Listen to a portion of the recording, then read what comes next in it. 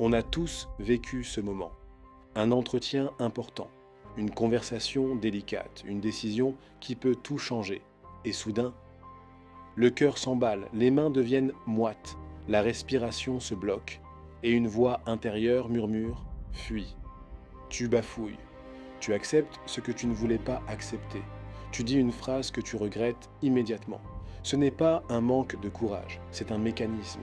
Et il a un nom. Le mode panique. Dans ton cerveau, il n'y a pas une seule voie. Il y a au moins deux dynamiques. Une rapide, instinctive, automatique, et une plus lente, réfléchie, capable de nuances. Quand tout va bien, elle coopère. L'instinct détecte. La réflexion valide. Mais quand une menace est perçue, même subtile, même sociale, même imaginaire, la hiérarchie change. Le système rapide ne demande plus l'avis du système lent. Il prend le contrôle. Ce qu'on appelle le détournement de l'amygdale n'est pas une perte d'intelligence. C'est un basculement de priorité. Ton cerveau ne cherche plus la justesse. Il cherche la survie. Et pour lui, être rejeté, humilié ou exposé active presque le même circuit qu'un danger physique. Pourquoi ça semble si incontrôlable? Parce que le système rapide agit avant même que tu aies conscience de la peur. La réaction commence dans le corps. Le cœur accélère. La respiration change. Les muscles se contractent. Puis ton esprit construit une explication logique. Mais la décision émotionnelle a souvent déjà été prise. Tu crois réfléchir. En réalité, tu rationalises une réaction déjà activée. Pourquoi ça sabote tes décisions? Quand la panique s'active, le cerveau fait un choix simple. Il détourne les ressources, moins vers l'analyse, plus vers l'action immédiate. Parce qu'en situation de menace, la réflexion lente est un luxe. Le problème, la plupart de nos menaces modernes ne nécessitent ni fuite ni combat. Un entretien n'est pas un prédateur.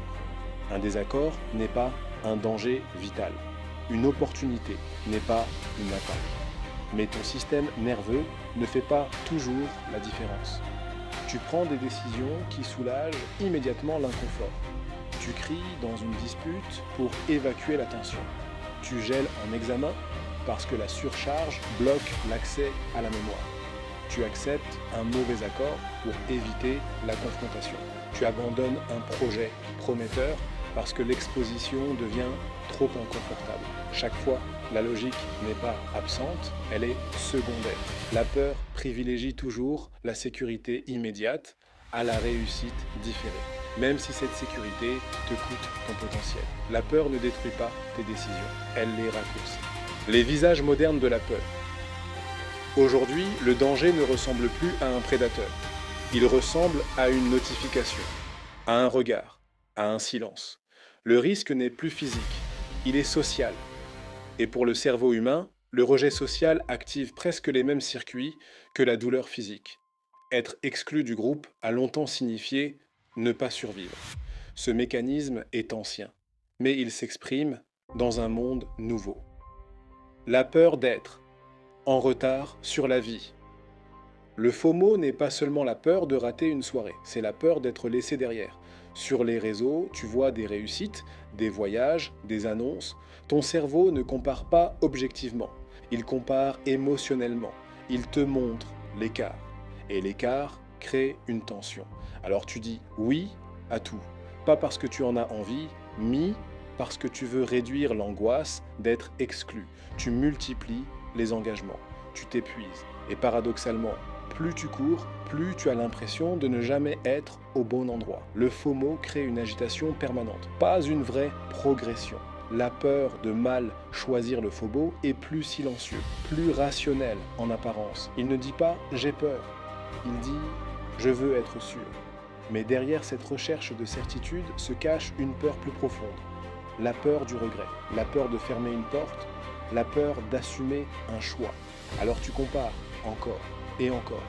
Tu analyses, tu optimises, mais plus tu analyses, plus ton cerveau imagine des scénarios négatifs. Et l'excès d'options devient une surcharge. La surcharge devient paralysie. Et la paralysie devient inaction. Ce qui est important ici. Dans le FOMO comme dans le FOBO, ce n'est pas un manque d'intelligence. C'est une tentative de protection. Dans un cas, tu veux éviter l'exclusion. Dans l'autre, tu veux éviter le regret. Mais dans les deux cas, la peur déforme la perception du risque. Elle grossit ce que tu pourrais perdre et minimise ce que tu pourrais gagner. Ici, on n'est plus dans la panique aiguë, on est dans la peur chronique. Pas un pic, un fond sonore, une tension subtile qui influence tes décisions sans déclencher d'alarme visible. C'est pour ça qu'elle est plus dangereuse, parce qu'elle ne ressemble pas à une peur, et elle ressemble à de la prudence. Le FOMO t'agite, le FOBO te paralyse. Dans les deux cas, ce n'est pas ton potentiel qui décide, c'est ta peur. Comment reprendre le contrôle? La première étape n'est pas d'agir, c'est de reconnaître. La prochaine fois que ton cœur s'accélère, dis-toi simplement « Je suis en mode panique ». Pas pour te juger, juste pour observer. Nommer l'émotion active, déjà, le cerveau logique. Quand la panique monte, ton cerveau quitte le présent. Il part dans le futur. Il imagine le pire, il anticipe l'échec, il construit des scénarios. La méthode 5, 4, 3, 2 insère à faire l'inverse. Elle ramène ton cerveau ici, maintenant. Regarde autour de toi. Identifie lentement 5 choses que tu vois. Observe vraiment les détails, les couleurs, les formes. 4 choses que tu ressens physiquement. Le poids de ton corps, la température de l'air, le contact de tes vêtements, 3 sons que tu entends, même les plus discrets, 2 odeurs, même subtiles, une sensation gustative. Ce n'est pas un exercice zen, c'est un rééquilibrage neurologique. En faisant ça, tu forces ton cerveau à traiter des informations réelles, concrètes. Et pendant qu'il analyse ces données sensorielles, il n'a plus assez de ressources pour alimenter la panique. Tu ne combats pas la peur, tu changes le canal. Et doucement, le cortex préfrontal reprend sa place. La respiration ralentit, le corps se stabilise, la clarté revient. Mais calmer la panique ne suffit pas toujours. Parce que parfois, le problème n'est pas l'attaque de stress, c'est la paralysie. Tu hésites, tu tournes en rond, tu analyses trop. Et la question qui revient toujours est « Et si je faisais le mauvais choix ?» Cette question nourrit la peur. Alors on la remplace. Pose-toi une question plus honnête. Qu'est-ce qui est certain si je ne fais rien? Pas hypothétique, certain. Si tu ne postules pas, tu restes au même endroit. Si tu ne parles pas, la situation ne change pas. Si tu ne tentes pas, rien n'évolue. L'inaction paraît sûre, mais elle a un coût invisible, le regret. Et souvent, le regret pèse plus lourd que l'échec. Cette bascule mentale redonne de l'espace au cerveau logique. Elle transforme une peur floue en comparaison concrète. Et quand la comparaison devient claire, la décision devient plus simple. Le mode panique n'est pas ton ennemi, c'est un système ancien. Il veut te protéger. Mais il n'est pas toujours calibré pour le monde moderne. Tu n'as pas besoin d'éliminer la peur. Tu as besoin de la reconnaître sans la laisser conduire. La clarté ne vient pas de l'absence de peur. Elle vient de la présence de conscience. Si tu t'es reconnu dans ce mécanisme, écris-le. Ce que tu vis est humain. Et ce n'est pas une faiblesse. Si tu veux continuer à comprendre ce que ton esprit fait en silence, abonne-toi.